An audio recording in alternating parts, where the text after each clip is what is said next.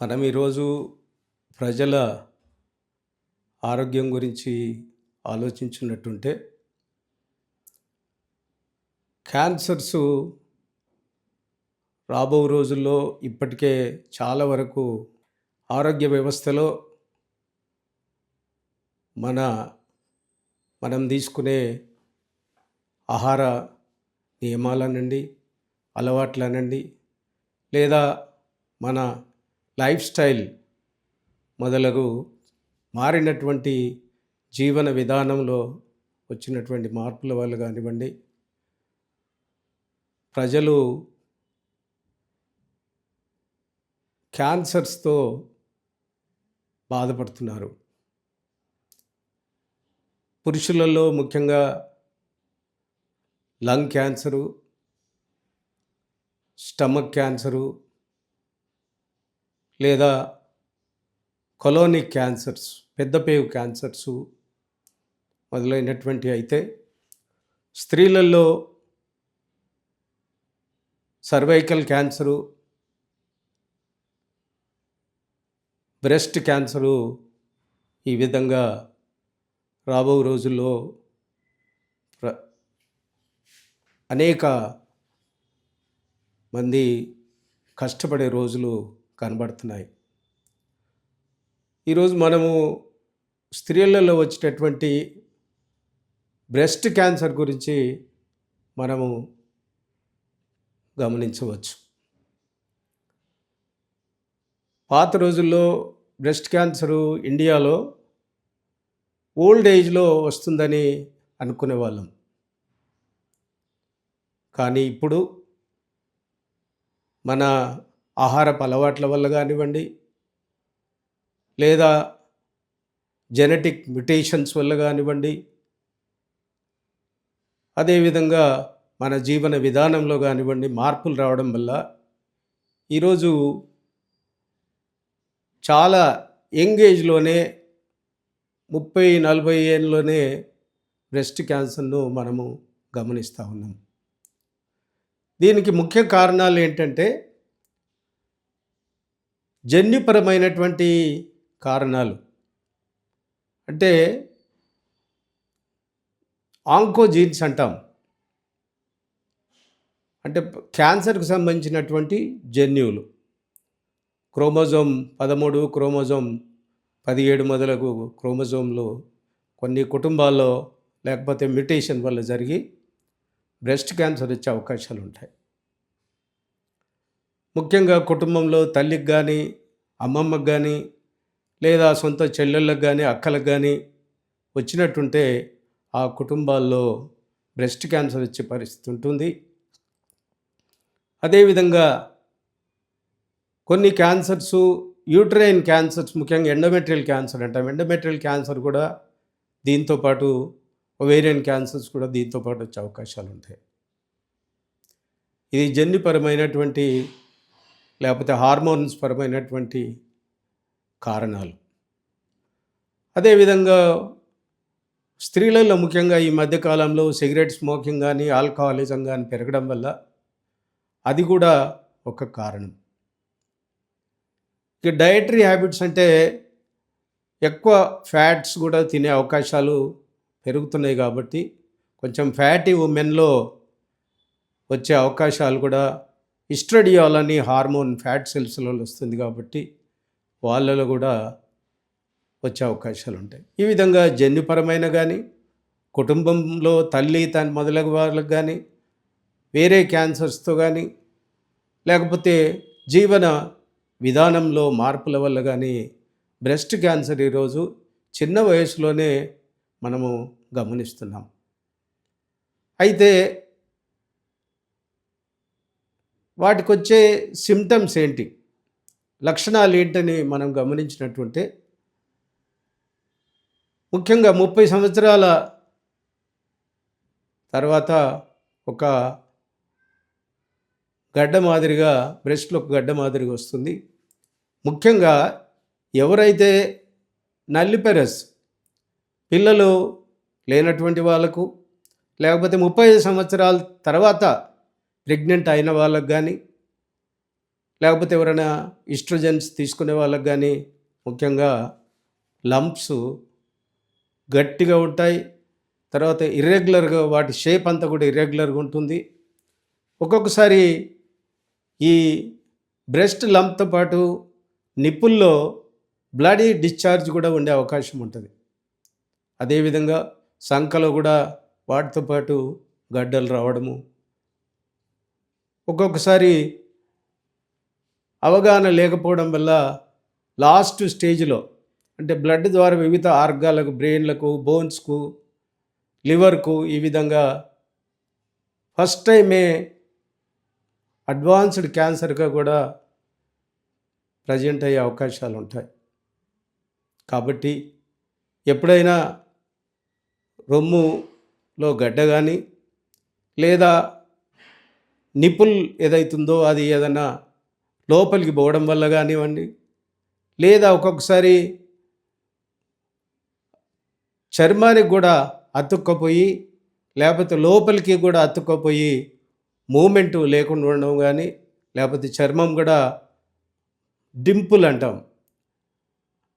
PD orange అంటే మన నిమ్మకాయ ఏదైతే పిండినప్పుడు ఉంటుందో అట్లా చర్మం కూడా మార్పు వచ్చే అవకాశం ఉంటుంది. సో చర్మంలో మార్పు కానీ లేకపోతే నిప్పుల్లో మార్పు కానీ, గడ్డ కానీ, లేకపోతే యాక్సిలాలో ఆర్మ్ పిట్ అంటాం కదా, అక్కడ గడ్డలు కానీ వచ్చే అవకాశాలు ఉంటాయి. ఎర్లీ స్టేజ్లో ఓన్లీ బ్రెస్ట్ వరకే ఉంటుంది. రెండవ స్టేజ్లో యాక్సిలాలో లింఫ్ నోడ్స్ అంటాము, వాటికి పోయే అవకాశం ఉంటుంది. లేట్ స్టేజ్లో అది డిస్టెంట్ మెటాస్టాసిస్ అంటే అన్ని ఆర్గాన్స్కు బ్లడ్లో పోయి అన్ని ఆర్గాన్స్ పోతుంది. కాబట్టి ఏమాత్రము అనుమానం ఉన్నా ఎంబడే డాక్టర్ దగ్గర పోయి చూపెట్టుకోవాలి. డాక్టర్స్ ఒక 3 రకాల అసెస్మెంట్ చేస్తారు. అంటే క్లినికల్ అసెస్మెంట్ అంటారు. క్లినికల్ అసెస్మెంట్ అంటే రొమ్మును పరీక్ష చేస్తారు, యాక్సిలల్ పరీక్ష చేస్తారు, బాడీ అంతా పరీక్ష చేసి ఏ స్టేజ్లో ఉంది జబ్బు అని చెప్పి తెలుసుకుంటారు. అదేవిధంగా కొన్ని పరీక్షలు కూడా చేసి అల్ట్రాసౌండ్ స్కానింగ్ కానీ, మ్యామోగ్రఫీ అంటాం, అంటే రొమ్మును ఎక్స్రే ద్వారా ఒక స్పెషల్ ఎక్స్రే ఉంటుంది, దాని ద్వారా కానీ లేకపోతే ఎంఆర్ఐ ద్వారా కానీ రొమ్ములో ఉన్నటువంటి గడ్డను తెలుసుకుంటారు. ఒకవేళ యాక్సిలాలో కూడా ఒక లింఫ్ నోడ్స్ ఉంటే సిటీ స్కాన్ కానీ మిగతా ఆర్గాన్స్కి ఏమైనా పోయిందా అని చెప్పి బాడీ స్కాన్ కానీ తీయొచ్చు. ఈ విధంగా పరీక్షల ద్వారా కూడా మనము అసెస్మెంట్ చేసుకోవచ్చు. అదేవిధంగా టిష్యూను కూడా తీసుకొని ఆ రొమ్ములో ఉన్నటువంటి గడ్డ యొక్క టిష్యూను కూడా అల్ట్రాసౌండ్ సాయంతో ఫైన్ నీడిల్ యాస్పిరేషన్ సైటాలజీ అంటాం, ఒక సూది పెట్టి తీసుకొని ఆ పరీక్షకు పంపిస్తాము. పంపించి క్యాన్సరా కాదా అని చూస్తాం. ఈ విధంగా మ్యామోగ్రఫీ చేస్తాం, అల్ట్రాసౌండ్ చేస్తాం, మ్యామోగ్రఫీ. ఈ విధంగా అసెస్మెంట్ ఏమంటామంటే ట్రిపుల్ అసెస్మెంట్ అంటాం. అంటే clinical assessment, radiological assessment. Radiological అసెస్మెంట్లోనేమో ఎక్స్రే, అల్ట్రాసౌండ్, తర్వాత మ్యామోగ్రఫీ, దాని తర్వాత అవసరం ఉన్నట్టు ఎంఆర్ఐ కానీ సిటీ స్కాన్ కానీ చేస్తాం. అదేవిధంగా హిస్టోపెథాలజీ అంటాం. అంటే టిష్యూ నిజంగా క్యాన్సరా కాదా, క్యాన్సర్ ఉంటే ఏ రకమైనటువంటి క్యాన్సరు అని తెలుసుకోవడానికి చేస్తాం. దాన్ని హిస్టోపెథాలజీ ద్వారా తెలుసుకుంటాము. అదేవిధంగా క్యాన్సర్లో రిసెప్టార్స్ ఉంటాయి, ఈస్ట్రోజన్ రిసెప్టార్స్ అని, ప్రొజెస్ట్రాన్ రిసెప్టార్స్ అని చెప్పి కూడా స్టడీ చేస్తాం. ఈ విధంగా డయాగ్నోసిస్ చేసి దానికి ట్రీట్మెంట్ కూడా రకరకాల ట్రీట్మెంట్స్ ఉంటాయి. ఒకటి ఆపరేషన్ ద్వారా కావచ్చు, గడ్డ చిన్నగా ఉంటే ఓన్లీ ఆ లంప్ వరకే తీసేస్తాం. ఒకవేళ గడ్డ పెద్దగా ఉంటే రొమ్ము కూడా తీసేస్తాం. గడ్డతో పాటు యాక్సిలాలో లింఫ్ నోడ్స్ కూడా ఉంటే వాటిని కూడా తీసేస్తాం. ఇట్లా సర్జరీ ద్వారా చేస్తాం. అదేవిధంగా రేడియోథెరపీ అంటే కరెంట్ పెట్టి బ్రెస్ట్లో ఉన్నటువంటి టిష్యూస్ ఏమైనా మిగిలిపోయి ఉంటే వాటిని స్టెరిలైజ్ చేస్తాం, యాక్సిలాలో కూడా ఇస్తాం. ఈ విధంగా రేడియోథెరపీ లోకల్ ట్రీట్మెంటు ఇస్తాం. ఒక్కొక్కసారి గడ్డ చాలా పెద్దగా ఉన్నప్పుడు మొదలై కీమోథెరపీ ఇస్తాం. అంటే డ్రగ్స్ ద్వారా దాన్ని డౌన్ సైజ్ చేస్తాం. అంటే సైజ్ కొంచెం తగ్గించి డ్రగ్స్ ఇవ్వడం వల్ల, యాంటీ క్యాన్సర్ డ్రగ్స్ ఇవ్వడం వల్ల దాన్ని నియో అడ్జువెంట్ కీమోథెరపీ అంటాం. అంటే ఆపరేషన్ చేయకముందు ట్యూమర్ను డౌన్ సైజ్ చేయడానికి ఇచ్చినటువంటి కీమోథెరపీని నియో అడ్జువెంట్ కీమోథెరపీ అంటాం. తర్వాత సర్జరీ చేస్తాం, దెన్ రేడియోథెరపీ. ఒకవేళ సర్జరీ తర్వాత కీమోథెరపీ ఇస్తే దాన్ని అడ్జువెంట్ కీమోథెరపీ అంటాం. అంటే ఏదైనా సెల్స్ మనం మిస్ అయినా లేకపోతే బ్లడ్లోకి వెళ్ళినా ఈ అడ్జువెంట్ కీమోథెరపీ ద్వారా వాటికి ట్రీట్మెంట్ ఇస్తాం. ఇక రేడియోథెరపీ కూడా లోకల్ ఏదైనా సెల్స్ మిగిలింటే వాటికి కూడా లోకల్ థెరపీ ఇస్తాం. ఇంకొకటి ఏంటంటే ఈ మధ్యకాలంలో చాలా ఇన్సిడెన్స్ పెరిగింది కాబట్టి స్క్రీనింగ్ మెథడ్స్ కూడా ఫాలో అవుతున్నాం. Breast screening for cancer. దాన్ని ఎట్లా చెప్తామంటే 30 సంవత్సరాలు దాటిన వాళ్ళు ప్రతి వాళ్ళు కూడా మంత్లీ మెన్స్ట్రేషన్ అయిపోయిన తర్వాత మంత్లీ ఒకసారి బ్రెస్ట్ను పాల్పేట్ చేసి చూసుకోవాలి. అదేవిధంగా సంవత్సరానికి ఒకసారి డాక్టర్ దగ్గర కూడా పోయి ఎగ్జామినేషన్ చేయించుకోవాలి. అంటే ముఖ్యంగా ఎవరంటే ఏ ఫ్యామిలీస్లో అయితే క్యాన్సర్స్, ముఖ్యంగా బ్రెస్ట్ క్యాన్సర్స్ ఉన్నాయో, ఏ ఫ్యామిలీస్లో అయితే మ్యుటేషన్స్ జరిగే అవకాశాలు ఉన్నాయో, ఏ ఫ్యామిలీస్లో అయితే ఎండోమెట్రియల్ క్యాన్సర్స్, ఓవేరియన్ క్యాన్సర్స్ అయితే ఉన్నాయో వాళ్ళు సెల్ఫ్ ఎగ్జామినేషన్ చేసుకోవాలా. సంవత్సరానికి ఒకసారి డాక్టర్తో పరీక్ష చేయించుకోవాలా. ఒకవేళ ఏమాత్రం అనుమానం ఉన్నా కూడా స్క్రీనింగ్ చేసుకోవాలి. అల్ట్రాసౌండ్ స్క్రీనింగ్ చేసుకోవచ్చు, తర్వాత మ్యామోగ్రఫీ చేసుకోవచ్చు. ఈ మ్యామోగ్రఫీలో ఇర్రెగ్యులర్ క్యాల్సిఫికేషను, ప్యాచీ క్యాల్సిఫికేషన్ ఉంటుంది. కొన్ని బినైన్ ట్యూమర్స్ అంటే క్యాన్సర్ కానటువంటి ట్యూమర్స్ కూడా ఉంటే అవి రెగ్యులర్గా ఉంటాయి, రెగ్యులర్ షేపు సైజులో ఉంటాయి, ఓన్లీ సాఫ్ట్ టిష్యూ షాడో వస్తుంది. బట్ క్యాన్సర్లో మాత్రము క్యాల్సిఫికేషన్ ఇర్రెగ్యులర్గా వచ్చే అవకాశం ఉంటుంది. ఈ విధంగా సెల్ఫ్ ఎగ్జామినేషన్, స్క్రీనింగ్, తర్వాత డాక్టర్ స్క్రీనింగ్, దాని తర్వాత మ్యామోగ్రఫీ స్క్రీనింగ్, ఒకవేళ బాగా అనుమానం వస్తే అప్పుడు ఎఫ్ఎన్ఏసి కూడా చేస్తాం. యూజువల్గా మ్యామోగ్రఫీ 1 సంవత్సరం ముందే క్యాన్సర్ డిటెక్ట్ చేసే అవకాశం ఉంటుంది కాబట్టి ఇట్లాంటి ఎక్కువ అవకాశాలు ఉన్నటువంటి స్త్రీలు మ్యామోగ్రఫీ చేయించుకుంటే మంచిది కాబట్టి మ్యామోగ్రఫీ కూడా చేస్తాం. ఇంకా డౌట్ ఉంటే దాంట్లో కూడా అప్పుడు టిష్యూ బయాప్సీ అంటాం, ఎఫ్ఎన్ఏసి చేస్తాం, చేసి క్యాన్సర్ డిటెక్ట్ చేస్తాం. ఈ విధంగా రాబో రోజుల్లో బ్రెస్ట్ స్క్రీనింగ్ ప్రోగ్రామ్స్ కూడా చేసే అవకాశం ఉంటుంది. ఎందుకంటే ప్రజల్లో అవగాహన కల్పించడానికి బ్రెస్ట్ స్క్రీనింగ్ ప్రోగ్రామ్స్ చేయడం మంచిది. ఇదొక సామాజిక కార్యక్రమంగా ఎన్జిఓ ఆర్గనైజేషన్స్ చేస్తే బాగుంటుంది. అదేవిధంగా ప్రభుత్వాలు కూడా చేస్తే బాగుంటుంది. ఈ విధంగా screening for breast cancer programmes కూడా చేయొచ్చు. ఇక క్యాన్సర్ గురించి చెప్పాలంటే జనరల్గా ఏంటంటే టీఎన్ఎం క్లాసిఫికేషన్ అంటాం మేము.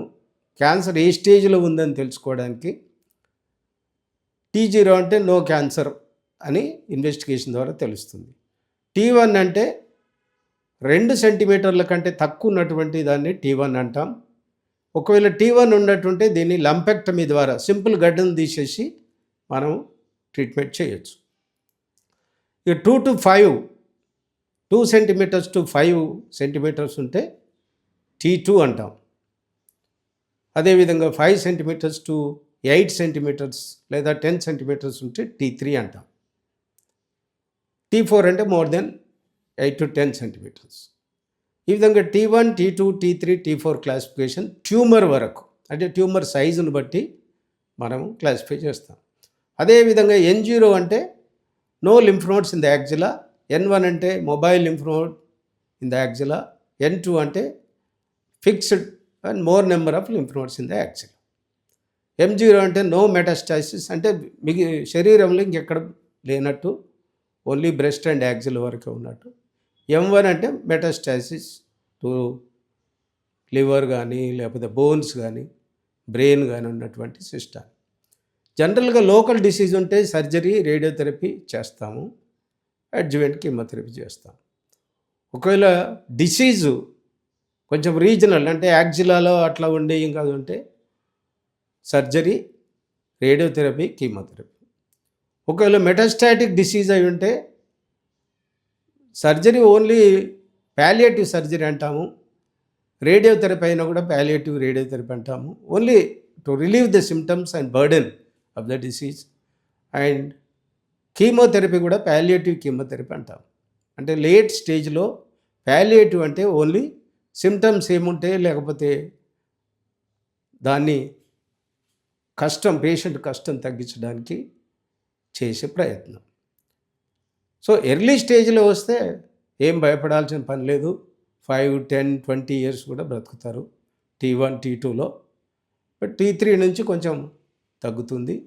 అయితే మోడర్న్ ఫెసిలిటీస్ చాలా మంచిగా వచ్చాయి కాబట్టి radiotherapy, surgical techniques, diagnostic modalities, screening methods ఇవన్నీ చాలా ఇంప్రూవ్ అయ్యింది కాబట్టి ఏం భయపడాల్సిన పని లేదు, అనవసరంగా టెన్షన్ గురి కావాల్సిన పని లేదని చెప్పి భావిస్తూ ప్రజల్లో అవగాహన కల్పించడమే ముఖ్య ఉద్దేశంగా మనం ప్రభుత్వాలు కానీ ఎన్జిఓలు కానీ ప్రయత్నం చేయాలని చెప్పి కోరుకుంటూ సెలవు. నమో బుద్ధాయ.